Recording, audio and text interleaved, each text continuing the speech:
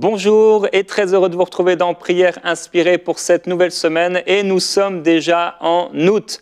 C'est le temps des vacances et je vais partir en vacances cette semaine et on va avoir la joie d'avoir comme invité le prophète Francis et Frank Poulin va me remplacer pour cette semaine. Ça va être une semaine extraordinaire, je le crois. Alors, quand vous partez en vacances, n'oubliez pas votre valise, votre Bible, et si vous partez à l'étranger, bien sûr, votre passeport. Je crois que vous allez passer une semaine bénie, et dans les prochaines semaines, vous allez avoir des invités, pasteur Michael Doppia, pasteur Stéphane Caddy, chez qui je serai d'ailleurs ce dimanche dans la région de Nice pour une prédication. Si vous êtes dans la région, n'hésitez pas à nous visiter. Je prie qu'en cette semaine, vous soyez fortifiés par la puissance de Dieu à travers ces émissions. Je crois que vous allez l'être, et je vous souhaite à ceux qui sont en vacances, bonnes vacances. À bientôt.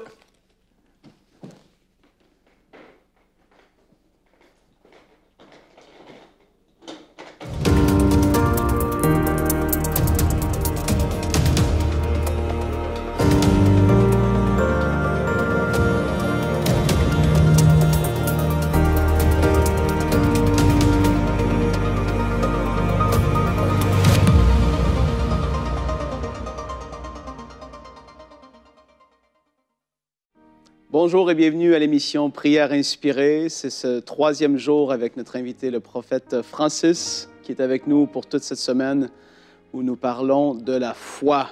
En tout cas, hier, si vous n'avez pas crié « Amen, gloire à Dieu », je suis boosté, toutes sortes de choses qu'on aurait pu dire. En tout cas, pour ma part, c'est ce que j'ai vécu juste pendant que le prophète Francis parlait. Je me rappelais de quand Dieu m'a parlé le 2 février 2017 à 6h25 dans ma salle de bain. Vous savez, Dieu nous parle quand il veut, où il veut, comment il veut, et il ne s'en fait pas de ce qu'on peut penser, mais juste le fait de se rappeler de ce que Dieu nous a dit dans des moments, des fois, qui sont tellement cruciaux, dans des moments qui vont marquer notre vie, et le fait de s'en rappeler produit quelque chose en nous. On a vu hier, l'adoration va booster notre foi. La parole de Dieu, se rappeler ce que la parole dit, se rappeler. Tellement de choses qui ont été dites. Et cette image énorme de David qui posait ses pieds sur la tête de Goliath devant ses armées, c'est énorme ce que Dieu fait et comment il nous booste par sa parole. Et dans cette semaine, en tout cas jusqu'à présent, c'est une bénédiction. Et vous êtes aussi une bénédiction, vous tous qui suivez EMCI. Je veux vous remercier de tout mon cœur pour l'amour que vous avez démontré dans cette campagne de don des 3 500 € parce que, sachez-le, ici, pour l'équipe des dirigeants de MCI TV, ça a été, pour nous en tout cas, un pas de foi. Ça a étiré notre foi à un autre niveau. Dieu nous amène dans des endroits comme ça parce qu'il veut nous amener plus loin. Si on ne fait jamais de pas de foi, si notre foi n'est pas étirée, si on n'est pas mis au défi parce que Dieu, par les choses qu'il va nous demander, c'est parce que forcément, on n'avance pas énormément. Et dans notre marche avec lui, notre foi doit être élevée à un autre niveau constamment et de façon régulière. Et je prie que ce soit le cas dans votre vie, tout comme ça a été le cas dans notre vie ici à UMCI. Et comme j'ai dit, on veut vous remercier. J'ai le témoignage de quelqu'un ici, de Claudine de France, qui nous a écrit lorsqu'elle a pu faire son don. Elle a dit « Merci Seigneur pour ton œuvre. Merci à tous ces hommes et femmes de Dieu de MCI qui m'accompagnent chaque jour depuis que ma famille et moi avons donné nos vies à Christ il y a 1 an. » Ça fait plaisir d'entendre ça. Des nouveaux dans le Seigneur, c'est une bénédiction. Elle dit « J'ai rencontré le Seigneur lorsque les médecins n'avaient plus d'espoir pour mon mari en fin 2019 en soins palliatifs d'un cancer des os et alors que je cherchais à savoir où allait partir mon mari. » Et ça, c'est le cas de tellement de gens. Ils ignorent où est-ce qu'ils vont pour l'éternité. Cette femme a dit, elle a commencé à chercher et elle a dit, j'ai rencontré le Seigneur qui m'a dit qu'il pouvait le guérir. Non seulement sauver, mais guérir. Jésus guérit encore aujourd'hui.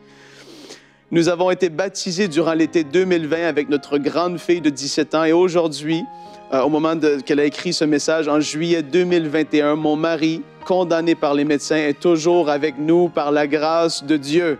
Le Seigneur est avec nous, peu importe les difficultés de la maladie, les attaques de l'ennemi, on regarde plus qu'à lui avec un L majuscule et à l'œuvre de la croix. Nous sommes enfants de Dieu et nous sommes bénis chaque jour par vos émissions en grandissant spirituellement. Nous vous aimons dans le Seigneur. Soyez tous richement bénis dans le nom de Jésus. Gloire à Dieu. Et ça me rappelle, pendant cette semaine de la foi, un témoignage qu'on avait reçu. Vous connaissez tous notre amie encore là aussi dans le ministère, Audrey Mack. Elle a été une bénédiction énorme pour le monde francophone. Elle voyage énormément, une enseignante de la parole de Dieu. Et elle avait fait une série ici dans l'émission In Studio. Elle avait fait 10 sessions, si je me souviens bien, sur la guérison divine. Et que c'est la volonté de Dieu que nous puissions être guéris. Et il y avait un jeune homme, il était tout jeune, hein, je ne me rappelle plus de son âge, mais c'était, je crois, dans la vingtaine. Il avait été frappé par un cancer et les médecins l'avaient condamné, c'était fini, phase 4. Il l'avait renvoyé chez lui pour les quelques jours qui lui restaient. Wow, je sens la présence de Dieu pendant que je vous le dis.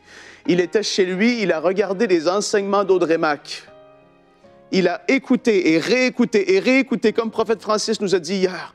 Sa foi a été bâtie, ses yeux se sont ouverts sur la révélation de la volonté de Dieu qu'on puisse être guéri en tant que ses enfants. Il s'est saisi de ces vérités par la foi et il a été entièrement guéri. C'est extraordinaire.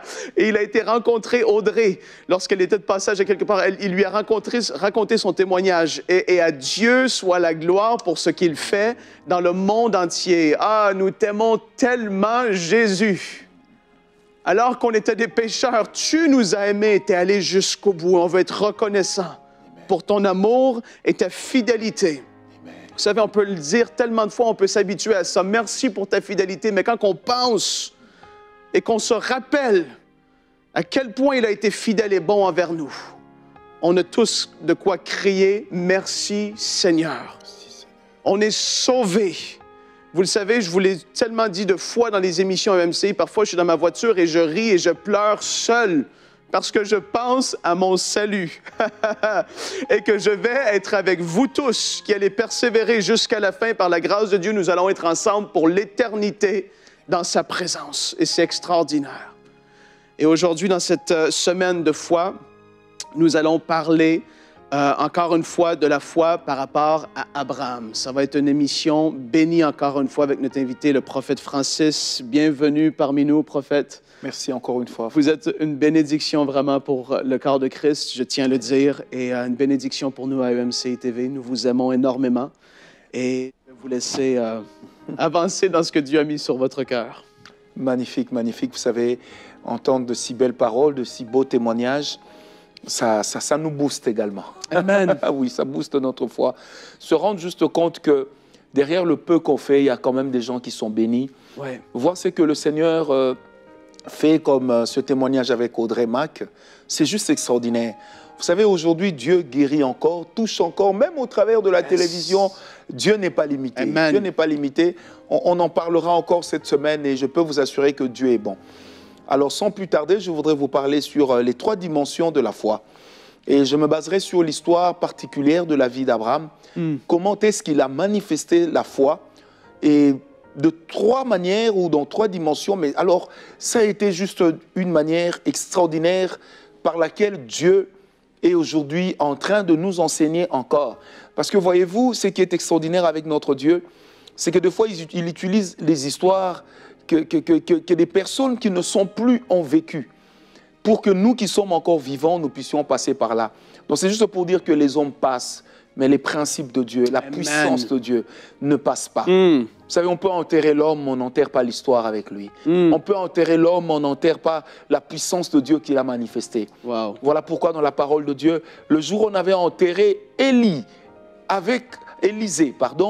avec la puissance de Dieu qui lui restait pour le dernier miracle, il fallait à tout prix que le Seigneur trouve un moyen. Et le moyen qu'il a trouvé, c'était de mettre un cadavre en contact avec le reste de Élisée, afin que la parole de Dieu s'accomplisse. Pourtant, il était déjà mort. Ouais. Il n'existait plus. D'aucuns pourraient dire, oui, mais il lui a manqué un miracle pour faire le double d'Élie et ainsi manifester la double portion. Mais on a vu que Dieu, c'est le Dieu des calculs exacts. Yes. Donc le Seigneur sait ce qu'il veut. L'homme est mort, l'homme a pourri, au point qu'on a même oublié là où on avait enterré ce célèbre prophète.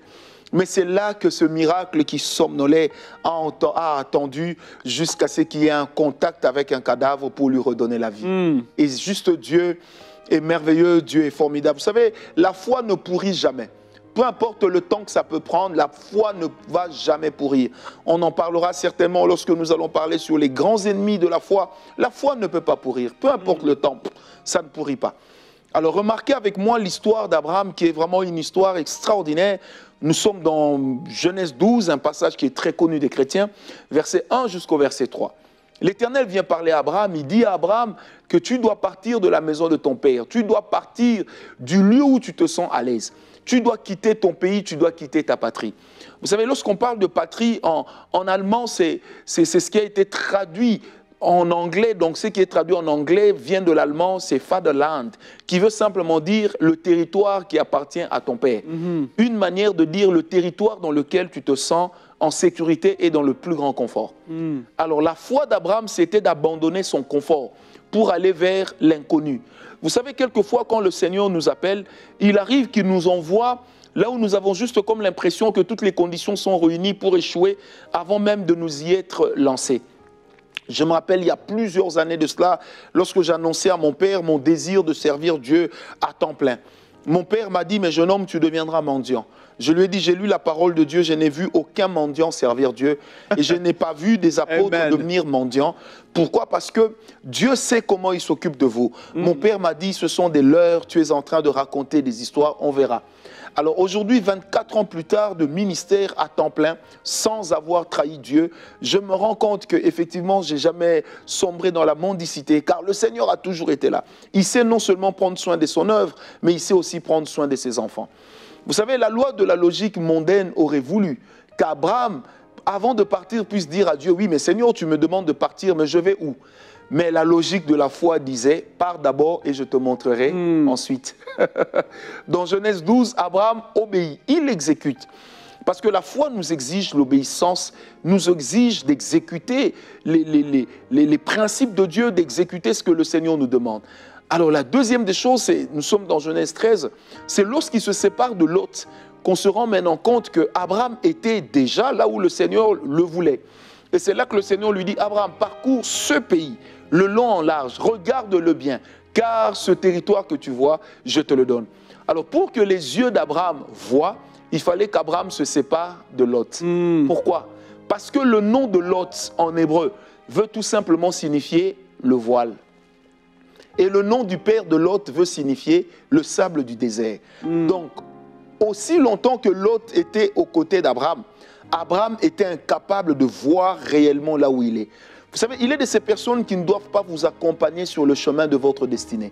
Voilà pourquoi quand vous obéissez aux instructions de Dieu, Dieu vous sépare aussi d'avec certaines personnes. Ouais. Toute perte fait mal, mais à la longue, certaines pertes sont importantes pour manifester pleinement votre foi.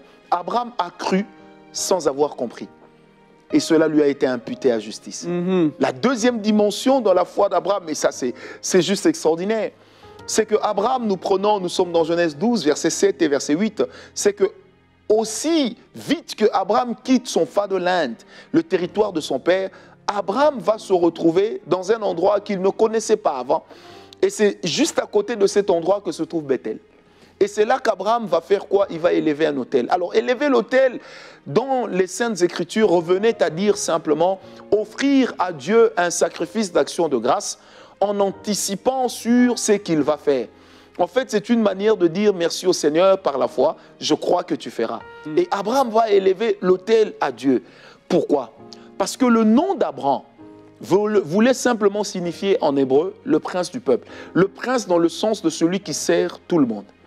Et c'est pourquoi même quand Dieu va venir délivrer Abraham de tout ce qui était lien de famille, il lui donnera le nom de Abraham, qui veut simplement dire le père d'une multitude, pour contredire le nom qu'avait donné le père d'Abraham à son fils, puisque le père d'Abraham était un idolâtre des dieux païens. Voilà pourquoi la bénédiction de Dieu ne pouvait pas trouver Abraham dans la maison de son père. Or, Abraham, pour posséder Canaan, ce n'était pas une nouvelle promesse. La promesse de la possession de Canaan a été donnée dans Genèse 9, lorsque l'Éternel a dit au travers de Noé, a dit à Sem que tu posséderas le territoire de qui? De Canaan.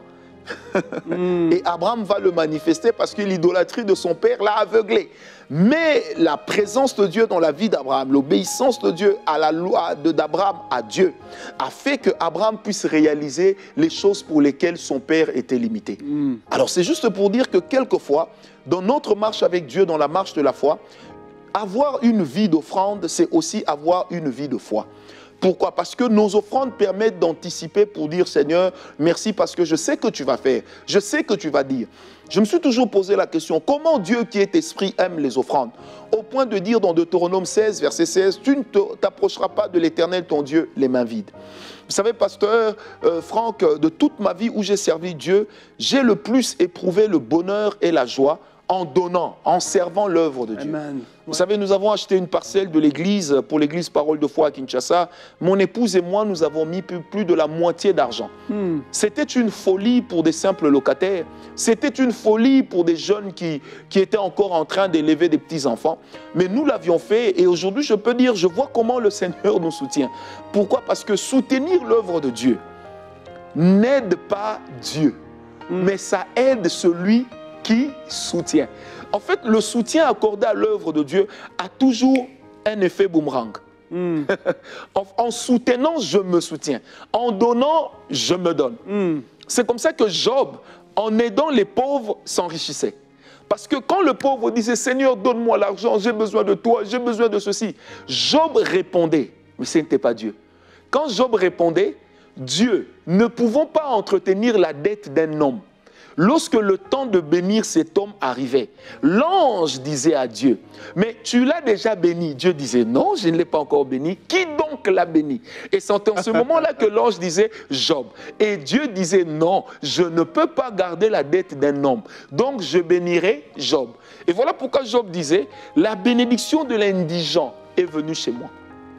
Aujourd'hui, nous sommes encore dans une campagne avec EMCI. Nous voulons avoir un siège. Les gens peuvent dire le montant est terrible. Mais à combien évaluons-nous nos vies? À combien évaluons-nous les bénédictions que le Seigneur peut nous apporter?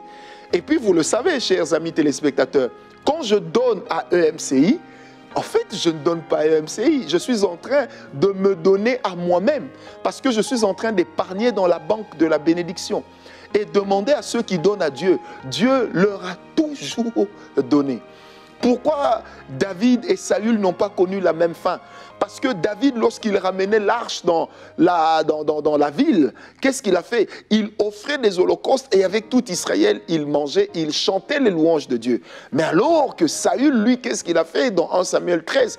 Il va offrir le sacrifice parce qu'il a peur. Il donne parce qu'il a peur, mais David donne parce qu'il veut bénir les autres et il veut bénir Dieu. Amen. Nos offrandes attirent la présence de Dieu. Et l'un des moyens d'accéder à l'acte de foi, c'est d'apprendre à soutenir l'œuvre de Dieu.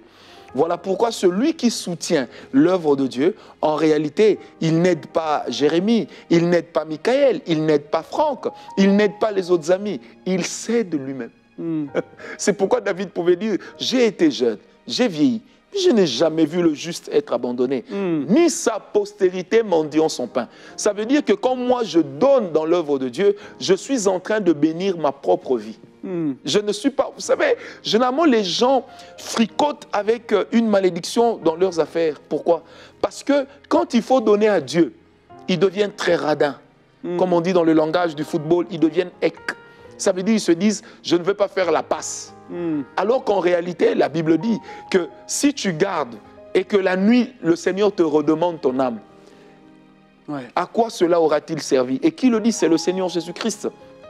Dans Luc. Donc il est très important que nous puissions soutenir EMCI parce que quand nous soutenons EMCI, en fait, nous soutenons nos propres vies et nous sommes en train d'emmagasiner une bénédiction pour la vie de nos enfants. Vous savez, Lot a eu la vie sauve et il est sorti de Sodome et Gomorrhe parce que simplement Abraham avait offert une offrande à Dieu. Donc l'une des dimensions de la foi d'Abraham, c'était de courir le risque de donner à Dieu et de donner à Dieu ce qui était important, mais aussi et surtout de donner à Dieu au moment où la logique pouvait dire il fait chaud. La Bible dit, nous sommes dans Genèse 18, quand il a vu l'apparition de Dieu sous la forme des 3 hommes, il a couru. Premièrement, il leur a nettoyé les pieds. Deuxièmement, qu'est-ce qu'il fait? Il leur dit, asseyez-vous. La Bible dit, il les pressa de s'asseoir. Et quand il s'assoit, pardon, qu'est-ce qu'il va faire? Eh bien, lui, il va préparer une galette. Il va tuer un animal gras sous le soleil du désert.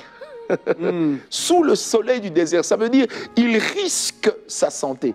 Et quand il le fait, l'ange dit, cacherai-je à mon serviteur Abraham ce que je compte faire? Mais avant cela déjà, l'ange dit, Abraham, je reviendrai l'année prochaine et Sarah, ta femme, aura un fils. Et vous prenez Jean 8, 56, Jésus-Christ lui-même parlant dira ceci, il dit, mais même votre père Abraham était dans la joie quand il a vu mon jour. Mais quel était le jour où Abraham a vu le jour du Seigneur? C'était le jour où le Seigneur lui a promis que Isaac viendra. Amen. Mais pour que l'Éternel lui promette qu'Isaac viendra, il fallait que Abraham puisse amener Dieu chez lui pour qu'il fasse une offrande. L'offrande nous amène aussi à accéder à une certaine dimension des promesses de Dieu. Et quand l'ange dit, est-ce que je cacherai à Abraham ce que je dois faire?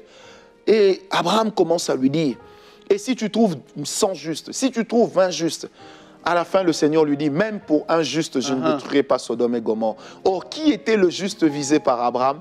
Lot. Lot a eu la vie sauve parce que la foi d'Abraham était de donner à Dieu. Ouais. En soutenant EMCI, tu ne sais pas à qui est-ce que tu rends la vie. Tu ne sais pas d'où est-ce que tu chasses la mort de ta vie. Peut-être que tu chasses la mort de la vie de tes finances. Et je parle à une personne qui est ministre en Côte d'Ivoire. Il sait que son poste est menacé. Je ne te demande pas de donner l'argent pour sauver ton poste. Non, on n'achète pas Dieu. Amen. Mais j'ai eu à cœur de te dire, soutiens l'œuvre de Dieu, afin qu'en soutenant l'œuvre de Dieu, que l'œuvre de Dieu aussi sécurise ta bénédiction.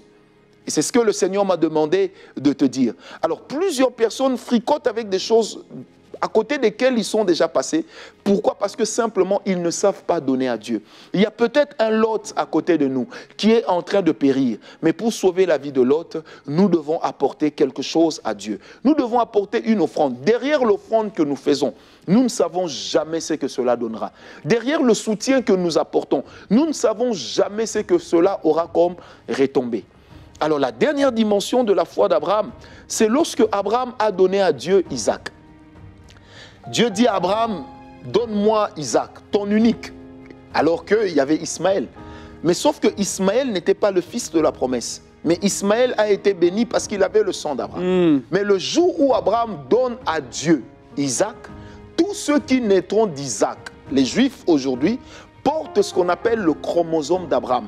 Un chromosome au-delà de tous les êtres humains qui existent sous le soleil. Et cela est scientifiquement prouvé. Alors comment Dieu peut aller jusqu'à affecter le sang d'un homme à cause d'une offrande pour laquelle l'homme a dit, Seigneur, je te donnerai tout. Il y a des moments où nous donnons à Dieu ce que nous avons. Mais il y a aussi des moments où la foi nous pousse à donner à Dieu ce que nous sommes. Quand un homme n'a pas encore donné à Dieu sa destinée, tout ce qu'il apporte à Dieu n'aura pas la valeur.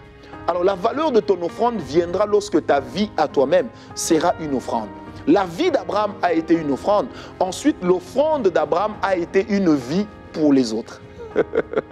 Je répète, la vie d'Abraham a été une offrande à Dieu.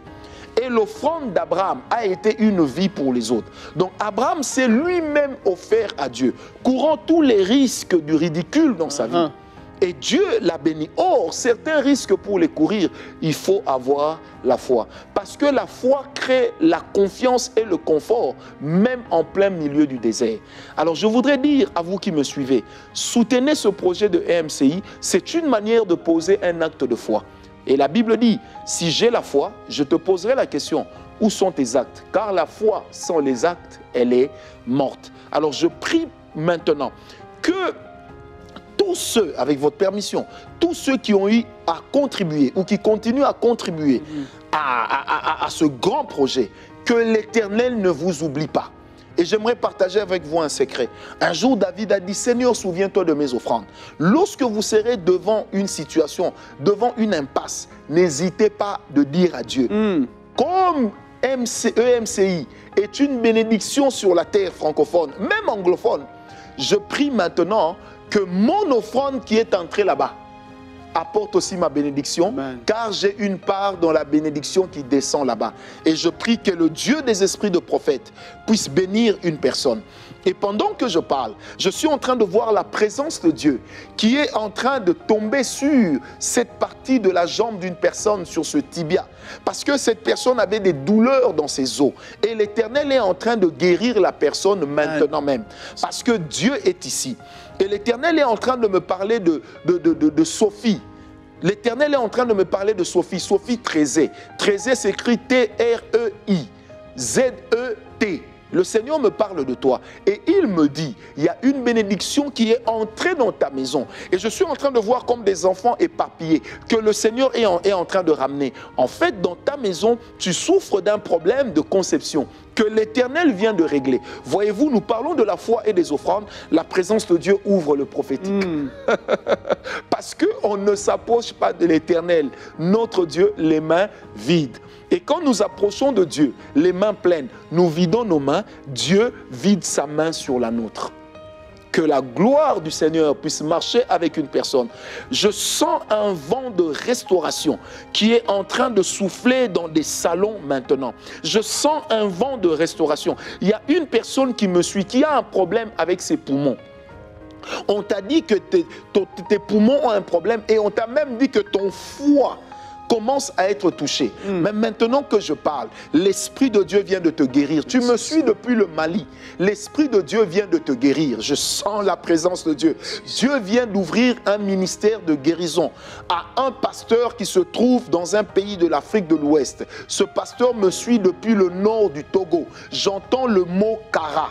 Kara, la province de Kara et la ville de Kara. Et l'Éternel Dieu me dit, il est en train de t'ouvrir un ministère de guérison afin qu'au travers de cette onction, que tu touches des peuples. Et Dieu m'a dit, ça fait plus de 14 ans, lorsqu'il t'avait appelé, il t'avait déjà dit que tu as un ministère de guérison, mais tu n'arrives pas à opérer dedans. À cause de la présence de Dieu qui coule dans ce culte aujourd'hui, le Seigneur Dieu est en train de te bénir et le Seigneur Dieu est en train de faire de toi un vecteur de guérison pour les autres. Oh, je sens tellement la présence de Dieu. Je suis en train de voir un anneau cassé. Cet anneau-là ressemble à un anneau de mariage, un anneau cassé d'une femme qui avait même déjà été renvoyée. Mais ton mari est en train de venir te chercher. Je le vois dans une Jeep de couleur blanche. Je vois quand je vais derrière la Jeep, je vois l'image d'une Mazda. C'est une Mazda X quelque chose comme ça, une Jeep. L'Éternel Dieu me dit, ton mari va venir te prendre là où tu es et il va te ramener chez toi. Tu ne fourniras pas d'efforts. Le Seigneur Dieu est ici et il est en train de restaurer des foyers, il est en train de guérir des malades. La puissance de Dieu est en train de travailler. Je suis en train de voir un chef d'entreprise qui est en train de perdre son entreprise à cause des endettements. Aucune banque ne veut te prêter de l'argent pour te relever. Mais je te parle de la part de Dieu. Il y a une banque qui va te prêter de l'argent. EcoBank a dit qu'elle va te prêter de l'argent. Alors que la décision était déjà sortie qu'on ne te prêtera pas de l'argent. Sais-tu pourquoi? Parce que tu avais donné à Dieu. Et Dieu est en train de te le rendre. Seigneur Dieu Tout-Puissant, oh, je te bénis pour mes frères et sœurs avec lesquels nous avons navigué, Seigneur, dans la foi d'Abraham.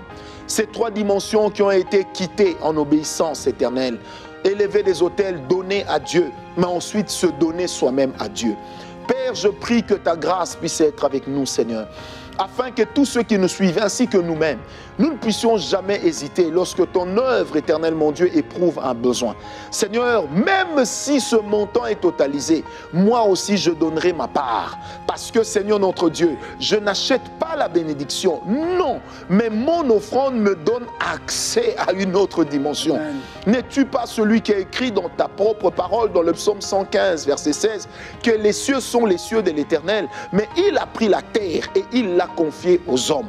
Seigneur, que les richesses de la terre viennent dans les greniers de ceux qui ont soutenu EMCI. Que les richesses de la terre viennent dans les greniers de tous ceux qui soutiennent cette œuvre au nom de Jésus-Christ. Merci Seigneur. Alléluia. Seigneur, on veut te remercier pour ta bénédiction qui ne manque jamais. Alléluia.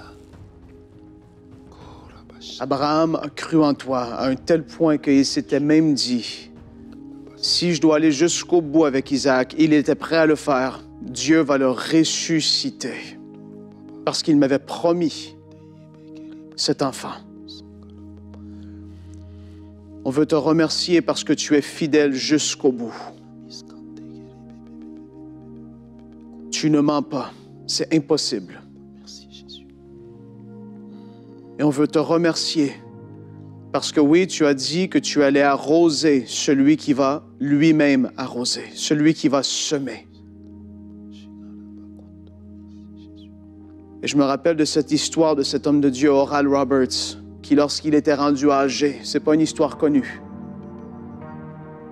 il était à l'hôpital et il avait un problème physique et les médecins avaient une caméra dans son corps et il était sur son lit d'hôpital et il s'est énervé.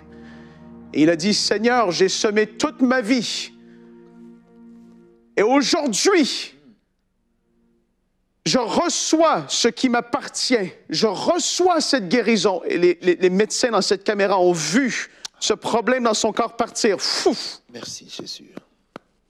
Alléluia. Parce qu'il a demandé à ce qu'il a... Quelqu'un aujourd'hui doit se rappeler, oui, de ce que tu as semé. Et Seigneur, tu es bon. Tu es bon pour redonner et accomplir tes promesses. Seigneur, on te remercie. Soyez bénis, frères et sœurs, vous tous qui êtes dans cette famille des partenaires de EMCI, vous tous qui soutenez par la prière EMCI. Yes. Soyez bénis. Réécoutez cette émission.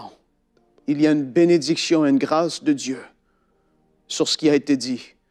On se retrouve demain pour une prochaine émission de Prière inspirée. À bientôt.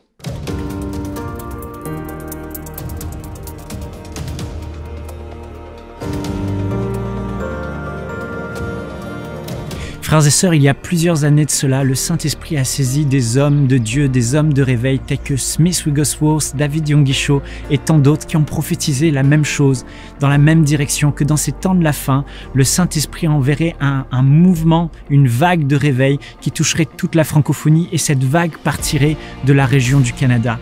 Là où je me tiens actuellement, au Québec, au Canada, devant le centre EMCI en construction, je sens depuis plusieurs semaines l'Esprit de Dieu me pousser en prière et je viens régulièrement le soir ici et je prie de tout mon cœur pour que ces prophéties s'accomplissent. Et je crois humblement, frères et sœurs, que EMCI TV fait partie de ces structures, de ces organisations que Dieu va utiliser pour ce grand réveil qu'il a prophétisé dans la fin des temps. Et je suis encouragé, soyons encouragés pour nous tous qui nous levons pour les 3500 € qui se lèvent pour la construction du centre EMCI, car je crois que Dieu va faire de grandes choses à travers cette œuvre et à travers nous. Que Dieu vous bénisse encore. Dès maintenant, donnons pour achever la construction et équiper le centre EMCI. Pour faire votre don, rendez-vous sur emcitv.com/3500. Vous pouvez donner en une seule fois ou en plusieurs mensualités.